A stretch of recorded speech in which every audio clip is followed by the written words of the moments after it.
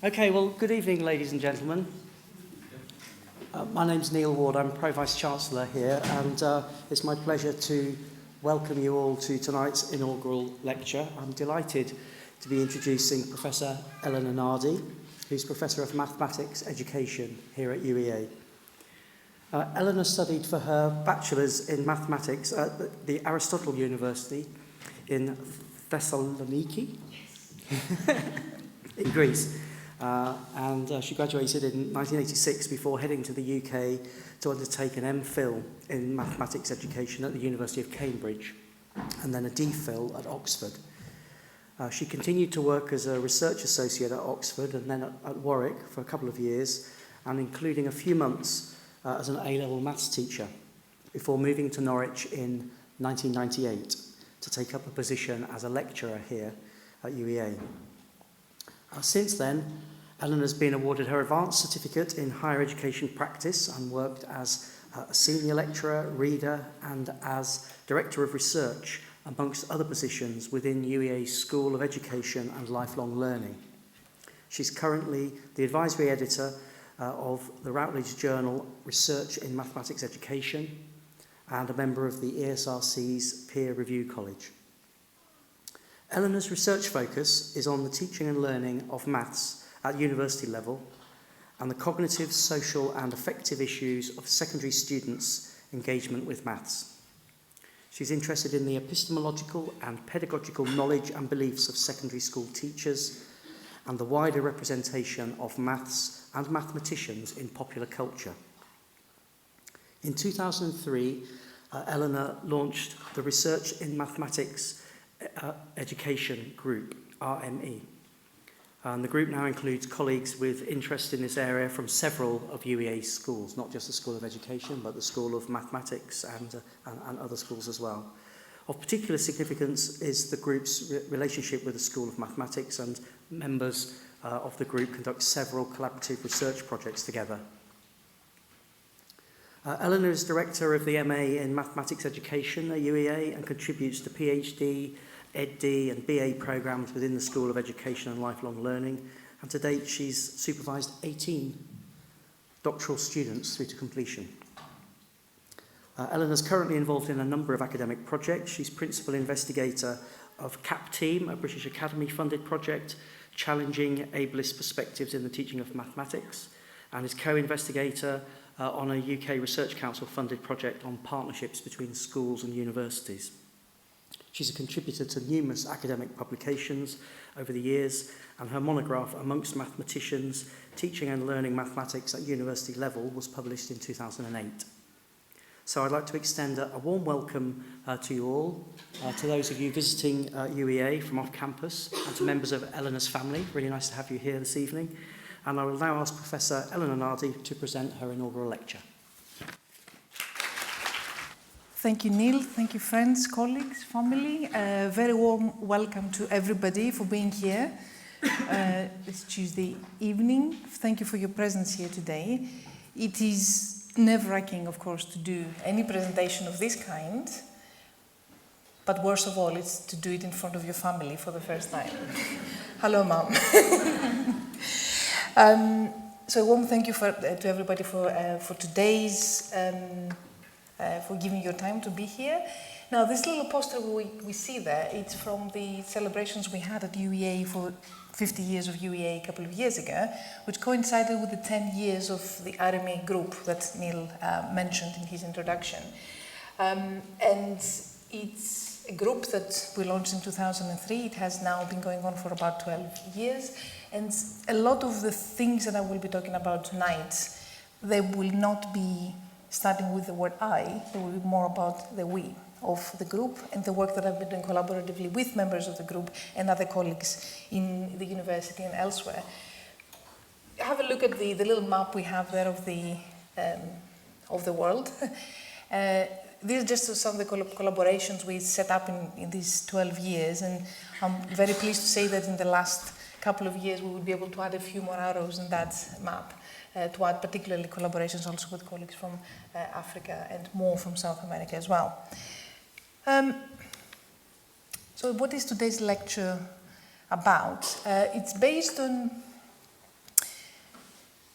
3 separate items that I have been involved in recently, each one of them contributing different parts of the lecture. One is this beautiful building you see there in the Black Forest. It's in the Black Forest in Germany.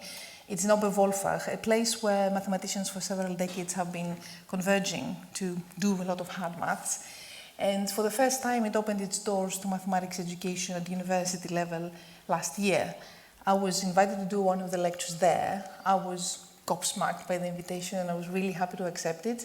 It was wonderful to actually address an audience of mathematicians and math educators in this environment. So part of what we are going to be discussing today is based on that.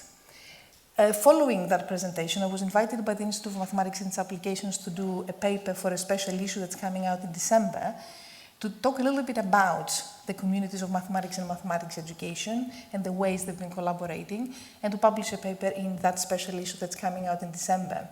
For the more theoretical aspects of what we're discussing today, what is called in that third paper listed there, the community rapprochement between mathematics and mathematics education, is a paper that actually, until yesterday, this slide said in press, but 11:30 last night I heard that the paper is now published online, so it is now a 2015 paper in educational studies and mathematics. So there is 3 quite different pieces of writing or presentation that I had to do for the purposes of what we're discussing today, which is, can we consider mathematics and mathematics education, the relationship between these 2 communities, as a story of paths just crossing or of meeting at a vanishing point? Now, vanishing point is not a term from maths. It's mostly coming from studies of perspective and from architecture. And I do know that people, of course, it has a mathematical meaning as well. But hopefully by the end, what I have to say tonight, hopefully that title will make a bit more sense. So, what is the story about today? I will draw on my experiences of collaborating with colleagues from mathematics in order to tell a story of paths crossing, of mathematicians and mathematics educators intersecting at various points in research, teaching, professional development, and public engagement activities. It's going to be quite a broad story. In this story, I position myself as a non-research mathematician who chose to become a researcher in mathematics education and has been involved in these collaborative activities for about 20 years. And the story will have 3 parts. The first part, what I will do there, I will trace the relationship between mathematicians and mathematics educators, particularly in research. And I'm hoping to offer a potted account of issues that have been helping this relationship grow at a not always satisfactory pace, or occasionally stall. Then it's becoming a bit more upbeat, I think. In the second part, I would like to offer examples of initiatives deepening this relationship from research, from teaching, and from professional development. In the third and final part, I would like to offer examples of initiatives where the 2 communities have been working together towards the strengthening another fragile but very important relationship, that of the public with mathematics. And hopefully I will close with a thought which may explain today's title and answer the so what and the what's next kind of questions. And I believe we have time for a couple of questions in the end. I was asked whether I'm happy to take questions, and I did say only if they're very rude. So let's go into part 1. Let's look at the relationship between mathematics and mathematicians and mathematics educators. Those of you who know the work that the book that I published and Neil mentioned in his introduction in 2008 amongst mathematicians, will probably know that it's about a piece of research that took place here in the UK in 6 UK mathematics departments with extended interviews with mathematicians, colleagues who teach mathematics and do research in mathematics in 6 different departments. And that I decided to write up the findings and the analysis from that interview study in the rather strange format of a dialogue between 2 data-grounded but fictional characters, M and RME. M being a mathematician and RME being a researcher in mathematics education. One of the focal points of the interviews we had with colleagues, the 20 colleagues who participated in the study, was the perceived benefits and obstacles and desires of that relationship between mathematics and mathematics education. And I will be focusing in the next few minutes on that. Reporting such conversations actually is not new. There is a paper by Anna Svard, for example, in his discussion with a quite famous mathematician, Simpson Amitsu. It's also written in the form of a dialogue, so Anna's father has been an inspiration in this direction. And there are many people actually like Michel Artic and Jerry Goldin, colleagues from mathematics education will recognize those quite important names, who have offered as a common observation that the relationship between mathematicians and mathematics educators has often been very fragile. And in fact, they decided to dedicate the final chapter of the book, called Fragile Yet Crucial, the relationship between mathematicians and researchers in mathematics education, exactly to this issue, and glean from the interviews and construct the dialogues between these two characters based on what our participants had contributed in this area. So, I mean, roughly speaking, the final chapter of the book describes what benefits the character of M, the mathematician, cites the benefits for pedagogical practice, ensuing from what? From using the findings of education and research, mostly for the purpose of teaching, and from engaging themselves with education and research. Also, however, the participating mathematicians often critiqued the practices of mathematics education. And we can sense in these conversations we had the deep, sometimes very deep, epistemological differences between the worlds of mathematics and mathematics education. So the critique was about how research in maths education is done, how it could be done, how we build theory in research in mathematics education, how we write it up, how we disseminate it. So these are some of the large grand areas that were being focused on in these interviews. So finally, both characters, or participants, acknowledged in the study the stereotypical perceptions of mathematics, mathematicians, and educational research that often tantalize this relationship. I'm going to actually refer to this chapter as well, the work of Michel Artig, in a book that actually came out in 1998, about 10 years before my book was published, which had a chapter about how do mathematicians see research in education. What do they see in it? And in fact, some of the things that I'm writing about in the final chapter of the book are about elaborating some of the things that Michel had actually put in that chapter. The first thing is that our colleagues in mathematics were saying researchers in mathematics education have to stay as close to mathematics as possible. There is suspicion sometimes emerging out of the explosion of theories in maths education research that methodologically and epistemologically our colleagues in the sciences and the social in mathematics may not understand or may not have the time or the interest to engage with. There is actually a little bit of a stereotyping there that researchers in mathematics education, or didacticians, as Michel Artig calls them, perhaps they're not as good mathematicians as they could or should be. Mathematicians may seek help from maths educators, but maths educators cannot always offer that help. For example, Guy Brousseau, a very leading colleague from France, set some criteria for what maths education research should be like. It should be relevant, it should be immediate, and it should be free from jargon. That's a little bit of a difficult one. RME may expose weaknesses of teaching and complicity in the malfunctioning and ineffectiveness of an educational system. It can therefore be unpleasant, sometimes even disturbing, and thus be ignored or be disregarded. Perhaps mathematicians may disregard the complexity of learning issues that RME sometimes expresses in a very convoluted manner. It may even become annoying.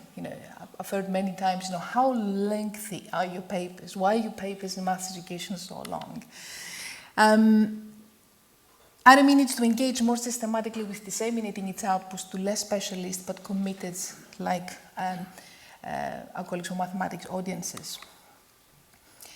At the end, both Michel Artig and both what we found in the research that we did with our colleagues from mathematics, with Paola Giannone, for most of the years that the study took place, RME as a field is both basic and applied. And this is something that has to be understood and respected by both communities. I'm going to be using examples from research, from teaching and from professional development now for the second part. So we're moving now to the second part.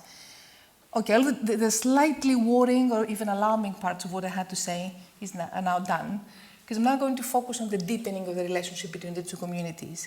The examples I have from research, from teaching, and from professional development. And you can actually look, when you look at the top right of the screen, you can actually see where we are in case you're lost in the list, in the long list of examples that I have for the next 15 or 20 minutes. So I will be, if I take us back to the 1990s to date, we see, I'm going to try to trace the evolution of collaborative research between the two communities. Tonight, of course, it's about celebrating the work that we've been doing here at UEA. So most of the examples are going to be about the work we've been doing here. But somehow, and I think in a very coherent way, they mirror some of the developments out there. So, of course, it's about celebrating the work that we have been doing here in the RME group.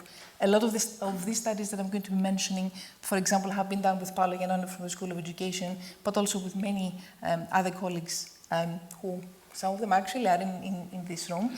And I want us to focus on perhaps and celebrate on what UEA has achieved in these years as well. You know, how we have been allowed to develop something which was for the university quite new at the time. I'm going to go a little bit further back before my arrival here, which, as Neil said, was in 1998. So the tracing of the development would be from studies of university mathematics students learning or particular mathematical topics, and we'll see a couple of examples all the way back to 96 from my doctoral thesis, to progressively shifting focus on university mathematics teachers' perspectives and practices, both in mathematics and in mathematics teaching. I will mention an example from my work with Barbara Jaworski, who is now in Loughborough University.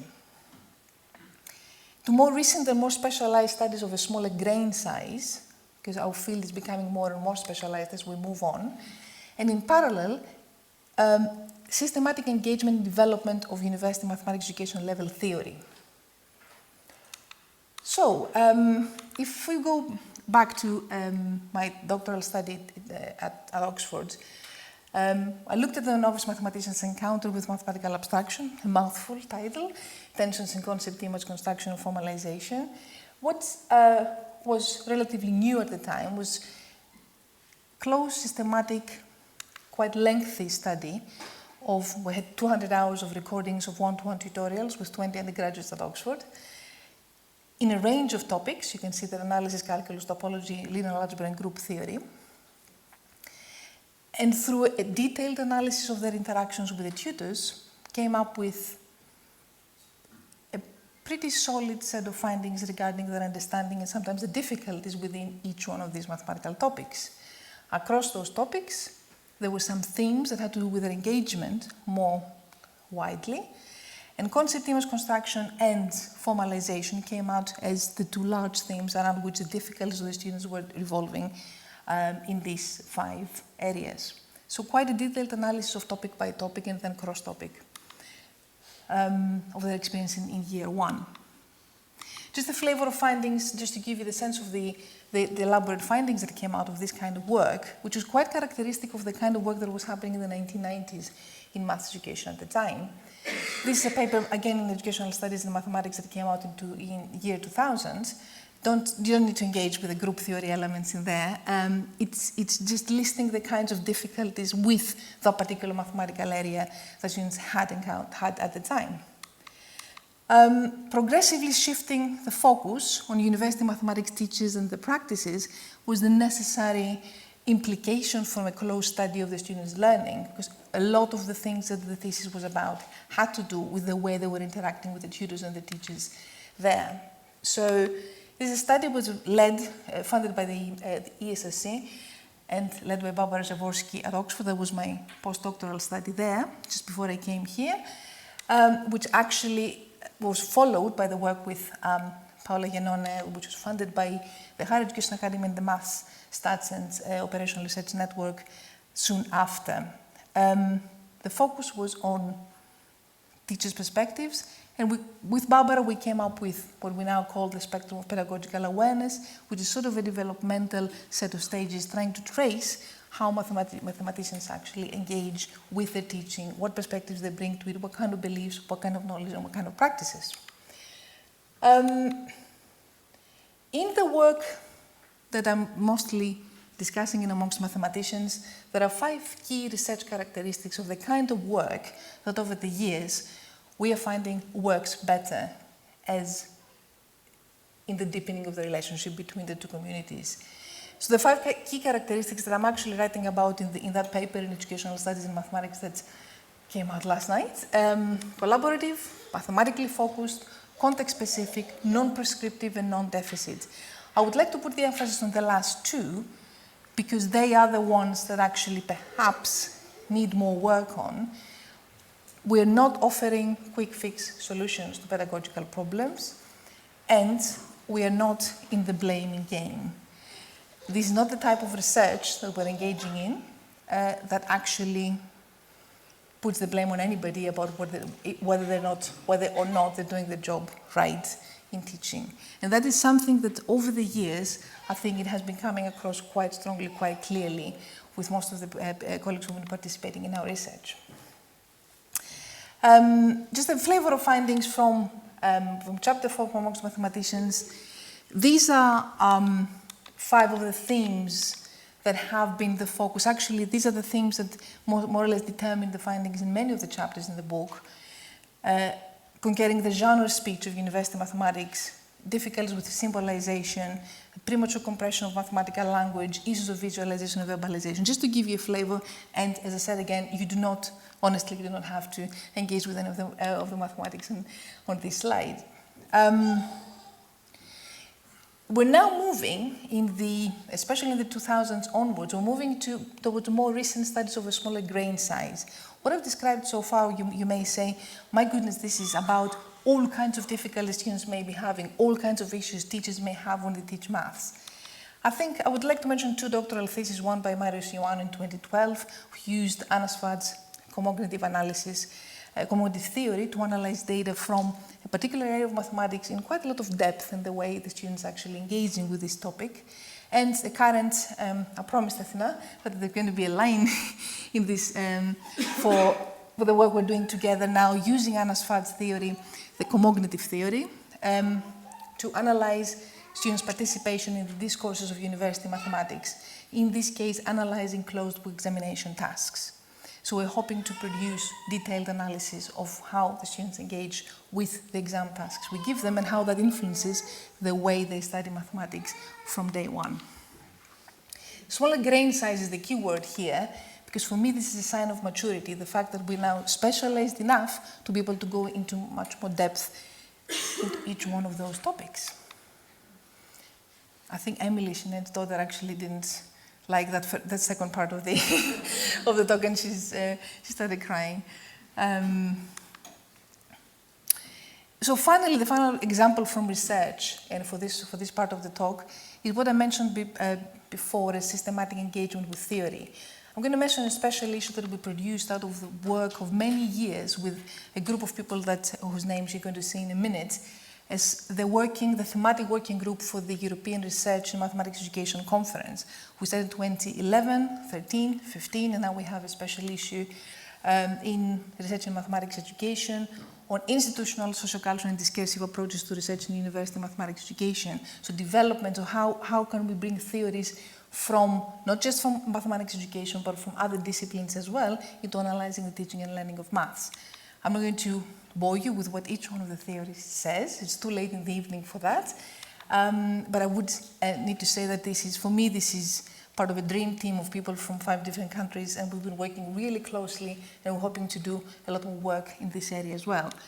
Crucially, the point of this work is that how can these different theoretical approaches offer complementary, overlapping, in some cases diverging or even incommensurable lenses on UME, University Maths Education Research questions. This is one of the things that has brought it together, and we're trying to investigate as we speak.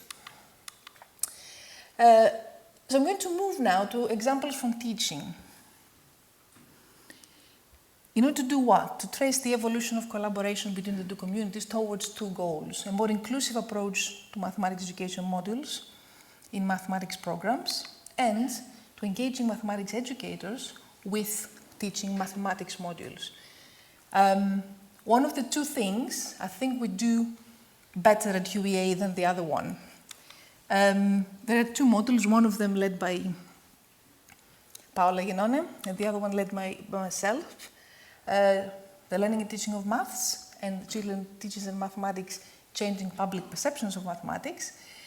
that I think have been attracting increasing number of students. We've been doing, I think, well in helping students from both the School of Education and Mathematics to engage with them.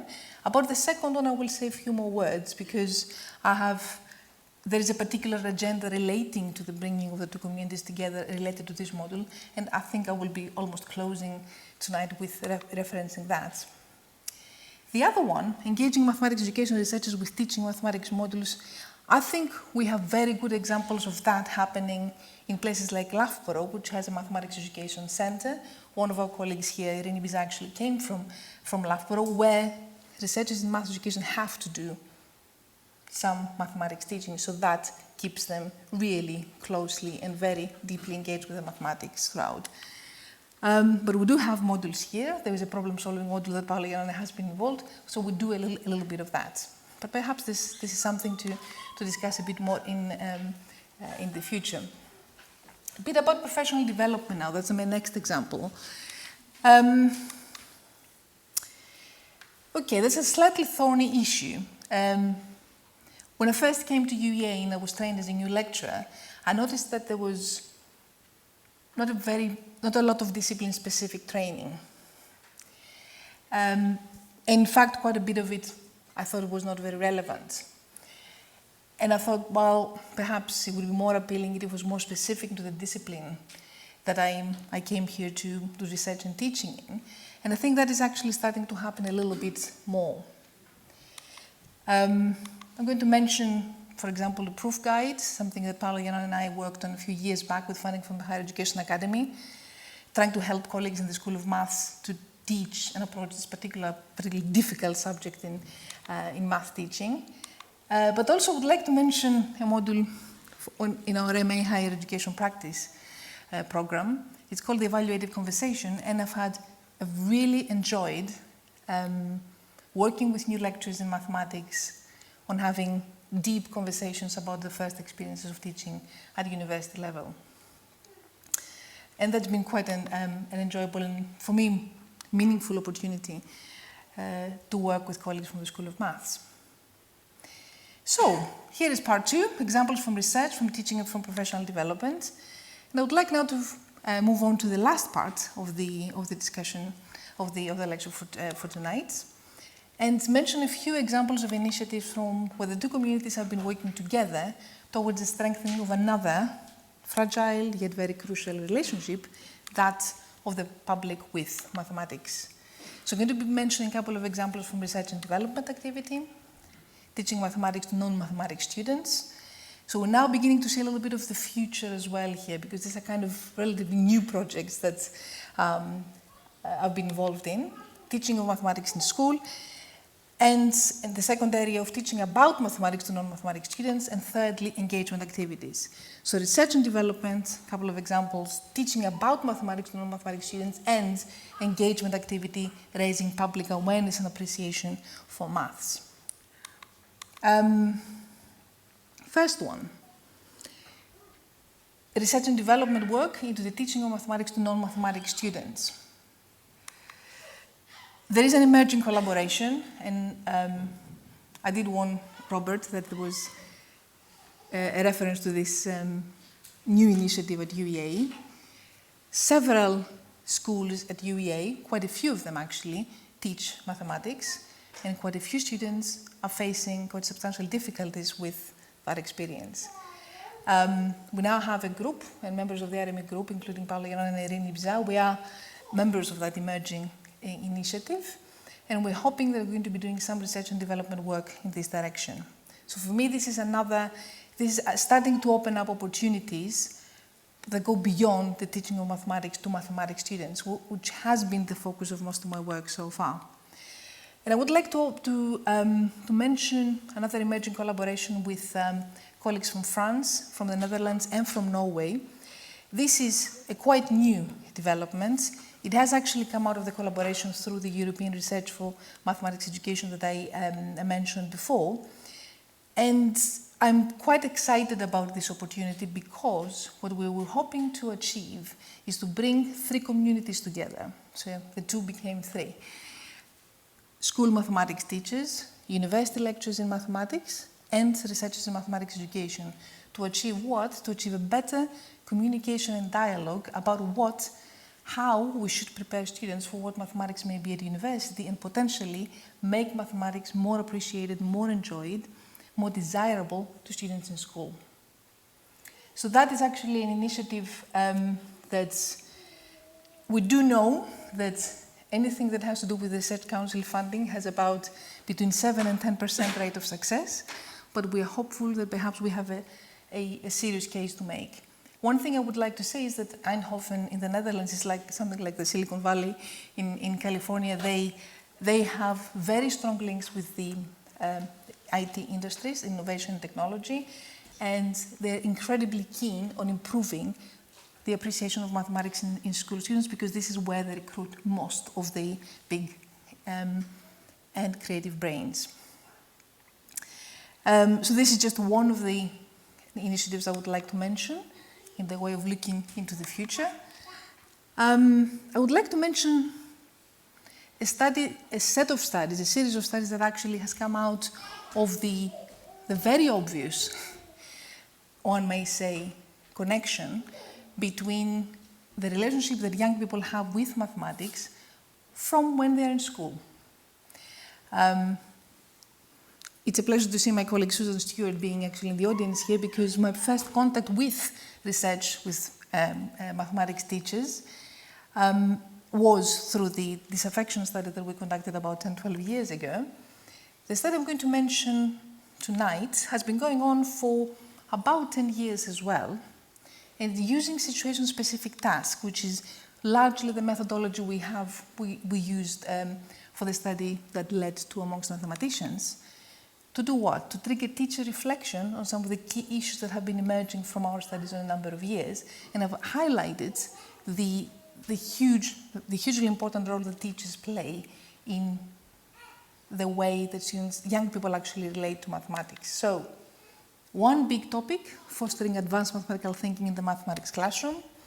Another second big issue, the balancing act between classroom management and mathematical learning and how one interferes with the other.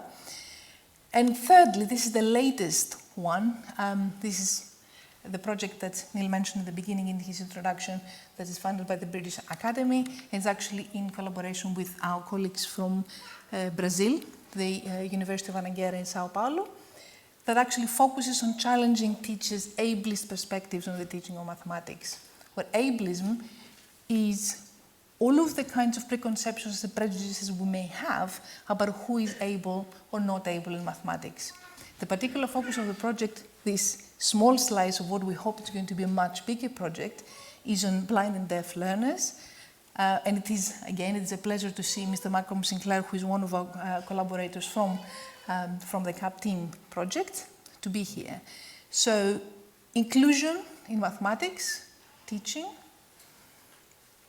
balancing act between management and learning, and what my PhD supervisor calls mathematical challenge, fostering advanced mathematical thinking in the classroom. 3 quite large issues. We're calling the project Transforming Aspirations into Strategies in Context, because it's most of the work that we have done has led us to the conclusion that it's not so much about what people aspire to do.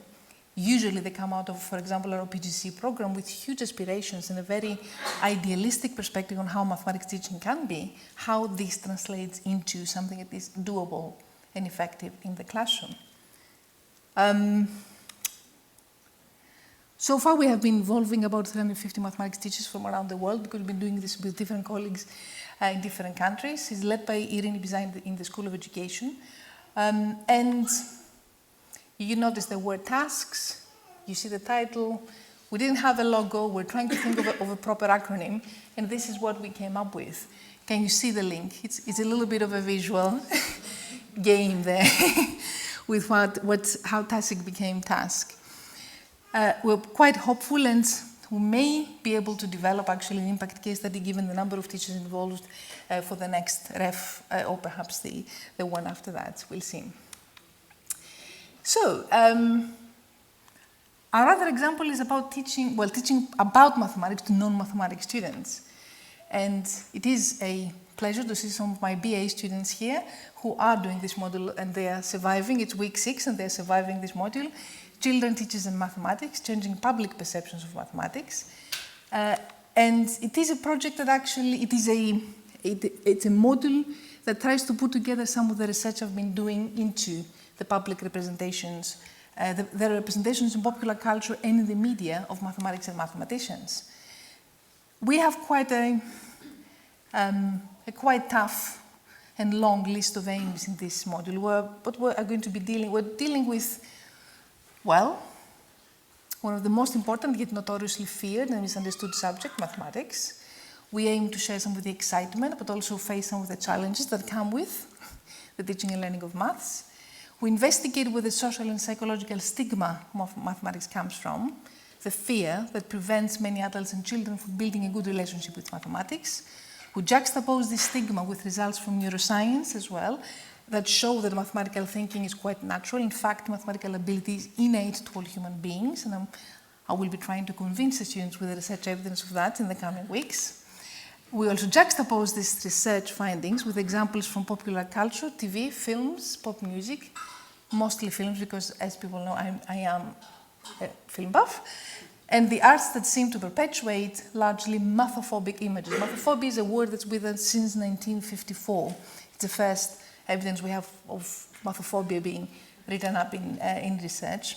We consider how education, particularly in the crucial years of primary school, can work against the tide of such images and introduce children to the creativity and excitement of mathematics. It's quite a lot to pack into one single module, but I think we're getting there. And finally, examples of public engagement activities. Oh, there's a C missing there. That aim to draw non-mathematical audiences into the world of mathematics and to considering the possibility of mathematical studies. I'm really happy to be able to say that MOD, our Maths at Uni Days, they started in 2006 with a UEA teaching fellowship, collaboratively carried out with colleagues from the School of Mathematics and the Further Mathematics Center. Every July we have a day of events where kids from around Norfolk and Suffolk, they come over here and they just see what it means to be a mathematician, what mathematicians do.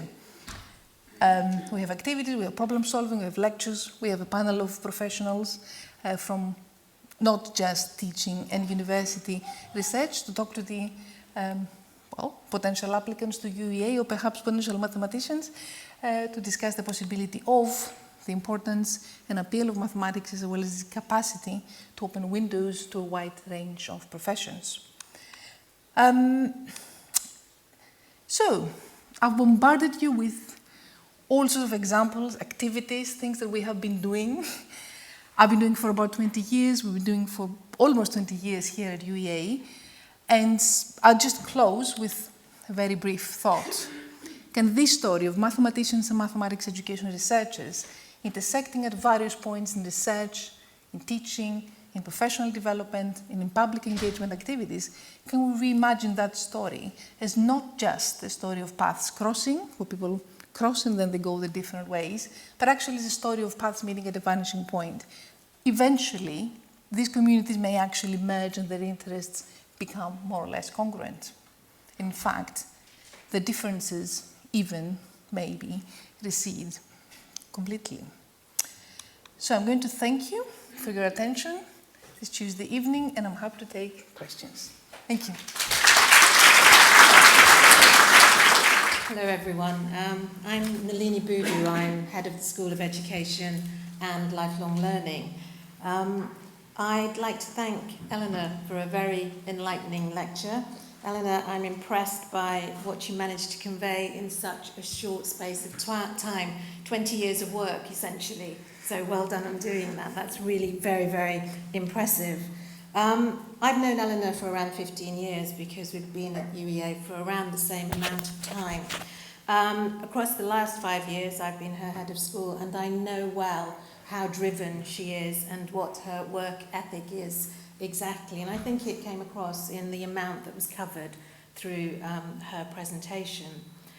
That work ethic, I know, led Eleanor to spend a considerable amount of time considering how to make this inaugural lecture accessible, especially to people like me who are non-mathematicians. Yes, not an expert in the field, so thank you for having made it accessible. And also stimulating. I hope the hardcore mathematicians who are here have not been disappointed because it didn't include complex equations and so on, and other things that I don't know about.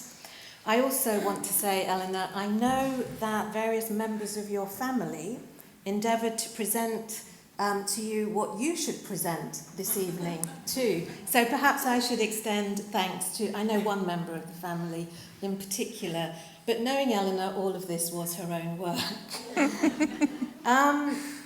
Whilst accessible, I believe that the lecture has also challenged our thinking. Challenging is something that Eleanor does particularly well. She sets out to do that with her colleagues and also with her students. Questions will come in a moment from you, but I just want to say what I take from the lecture this evening. For me, Eleanor, the possible challenges that resonate with my field, for those of you that don't know, I'm a linguist. I also have an interest in education and development. It is this issue of how do we deepen the relationship between the subject specialist working here in the maths department and educators. I'm also a teacher educator. That intersection is very fragile. I'm not aware that it exists in any other areas of work to any great degree. So I do think this is pretty groundbreaking work that you're doing.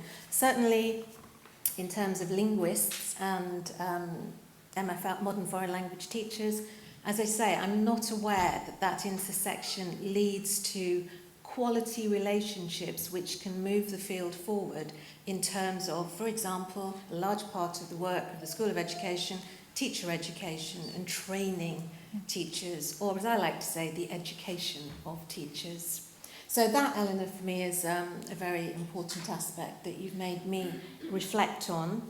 And related to this is the scope of the work that might come from such collaborations. It's certainly making me think I need to go out there and do some work with people in Hum who are working as linguists and so on.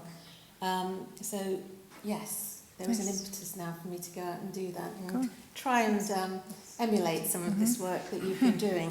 But I'm going to stop talking at this point and ask for questions from the audience. There are some mics, so if you would wait for the mic to reach you, we'll take some questions. Jeff? No, you. Chair. You probably need that there. Okay, Jeff. Thanks very much for the talk. I was just wondering whether mathematics, to me, who, like Nalini, is a non-mathematician, just seems a vast area. And yet, I am acutely conscious of the fact that I ought to know more about mathematics. And I was just wondering, in terms of confronting this ableist perspective that you mentioned, whether there are, say, certain areas of mathematics which non-mathematicians could pick up relatively easy, so that mathematics just doesn't become this huge blob called mathematics, but becomes divided up into things that, oh yeah, I do know a little bit about that. Is it possible to divide the field up so that it becomes something graspable? And is that something that at all you're engaged in your researches? Well, I have my own favourites, but we have quite a few colleagues from the School of Mathematics if they would like to help me with responding to that question. For me, a good start is number theory, because you can actually start from something that people have immediate, tangible understanding of, and it quite quickly becomes very abstract and gives you opportunity to actually go into some complex but really satisfying proofs. But would the colleagues from the School of Mathematics perhaps have a more qualified response? Yeah? Thank you. I would just say there are some excellent popular mathematics books. Books by Ian Stewart, Marcus de Sotoy, Richard Elwes, and people have done this work. I mean, it's out there. Yeah. It's not as well known as it might be, but it does exist. Yes. Yes. So, list of references? Do we do reading list after the lectures? Yes. The other thing that I'd say is, of course, I mean, do you enjoy doing Sudoku? That's mathematics. It's not arithmetic, but it's mathematics. Yeah. There are lots of things, lots of these logic puzzles and so on. That's all mathematics.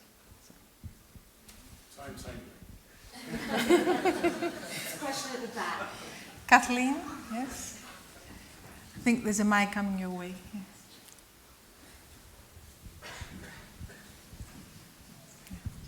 Thank you so much. Elena, this is to do with my interest in history as well as cross-cultural matters. Is it a particularly Western phenomenon that people can grow up feeling math-phobic? To the best of your, I mean, for instance, from my knowledge of aspects of Indian culture, maths has a very long and extraordinary history within India. I can't speak for cultures such as Japan, etc., but I'm just curious, is this a particular handicap for us in the West? It seems to be perhaps more intense or more intensely evidenced in Europe and North America. Perhaps because more research, more detailed research has been made into it, has been done into it. But there is something that's in the talk I mentioned before in Oberwolf in Germany last year. People did ask me, frankly, is this a British problem? More than a European or a Western problem. Because there seems to be a particularly problematic, flawed relationship with maths in Britain, perhaps a bit more than in other parts of Europe. We can have a quite lengthy conversation about the reasons behind that. But I think you probably have heard the often rehearsed argument that people are feeling quite comfortable with acknowledging in public that they're not good at maths, even in basic numeracy, but very few people would actually be comfortable in admitting that they cannot read. So literacy and numeracy seem to be suffering at different levels, within Britain particularly. We do have the fact that we actually have an entire module on our BA program on mathophobia, I think says something. That we have to actually have the conversation about why it is important to have a good relationship with maths, why it's an enjoyable, rewarding, as well as important relationship to have.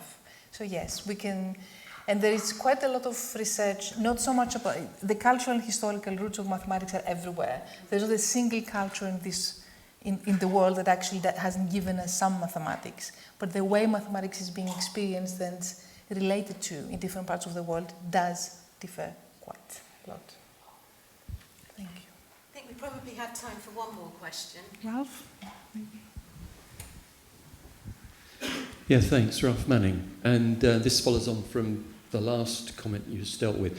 I'd be interested to know about the TASIC project. You talk about the ableist perspective. Yes. And that, to me, as a person from primary education background, seems to be a huge stopping point for the math phobics. It seems to be that from a very early opportunity, teachers tend to take an ableist approach to their children, and that often ingrains a view on mathematics which goes then right through a child's education. So is that part of the remit of that group to look at the primary perspective? Yes.